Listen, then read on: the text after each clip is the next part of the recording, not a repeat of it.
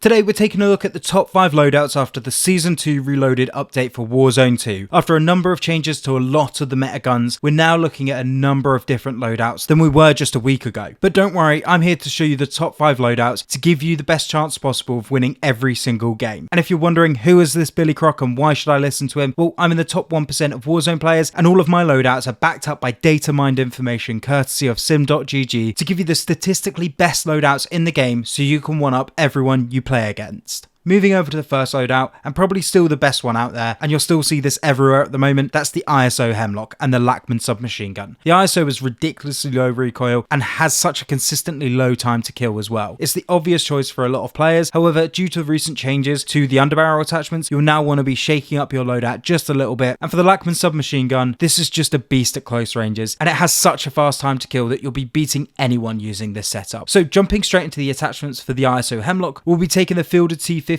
barrel for a better recoil control and bullet velocity, and for the tuning, go up and go left. Onto the muzzle, take the KOMODO Heavy for a vastly improved horizontal recoil, as well as helping out with the vertical a little bit too. With the tuning, go up and right. And now moving on to where this loadout has changed from previous iterations, we're swapping the ammunition type for an underbarrel attachment. As within the latest update, there has been a reduction to the ADS penalty for all the underbarrel grips. So taking the Lockwood Precision will make it so easy to use. For the tuning, go down and then go left. For the magazine, take the 45 round mag just to allow you to kill more people without having to reload. And then for the optic, take the AMO PV4 for a better precision sight. For the tuning, go down and right. You can see the full build on the screen now. For the LOCKGRIP sub, we'll be mainly taking a focus on mobility and a little bit on recoil control too. For the muzzle, take the L38 FALCON 226 for additional aim down sight speed and movement speed, and for the tuning, go up and go left. Onto the underbarrel, take the Lockwood Precision for a better recoil control and mobility, and for the tuning, go down and go left. For the magazine, take the 40 round mag unless you're playing quads, where you may want to consider taking the 50 round drum, but 40 should be fine for everything else. For the stock, take the Mir Recoil 56 for additional recoil control and sprint to fire speed. Then for the tuning, go down and go left. Lastly, for the laser, take the VLK 7mW for better ADS and sprint to fire speed, and for the tuning, go down and go left. You can see the full build on the screen now. For the rest of the loadout, for the nades, I'm currently running the smoke grenades and semtexes, and for the perks, I'm running overkill, double time and resupply and high alert, and this will be the same across each loadout, bar one specific loadout, but I will highlight that at the time. And now onto the second loadout, and this one's actually got a little bit of a curveball in it, as it contains a secondary weapon that you wouldn't usually use in place of an SMG, but actually kills faster than the LOCKGRIP submachine gun at every single range. So it's actually a really interesting choice, and you'll beat so many people using this gun, and only has one slight downside, as its handling speed just isn't as good. The guns of choice are the TAC 56 assault rifle, and then the Chimera assault rifle as well, the Chimera acting as the SMG here. As for those of you that play the double AR meta in Warzone 1, it's back, and back with a vengeance. The TAC 56 is another really low recoil gun for the long range battles, and it's got really great handling speeds too. Now moving on to the attachments for the TAC 56. For the muzzle, take the KOMODO Heavy as the best improvement for horizontal recoil control, as well as giving you vertical too, and for the tuning, go up and go right. Then for the underbarrel, take the Lockwood Precision for the best recoil control out of all the underbarrel attachments. Then for the tuning, go down and go left. For the ammunition type, as you don't want to be taking a barrel as they have no improvements for recoil control and only ever so slightly for bullet velocity, you want to be taking the 5.56 high velocity rounds, as this drastically increases your bullet velocity. And then for the tuning, go down and go left. For the magazine, take the 60 round mag to allow you to kill more people without having to reload. And then moving on to the optic, take the AMO PV4 again for a better precision sight. And for the tuning, go down and go left. You can see the full build on the screen now. Now moving on to the wildcard,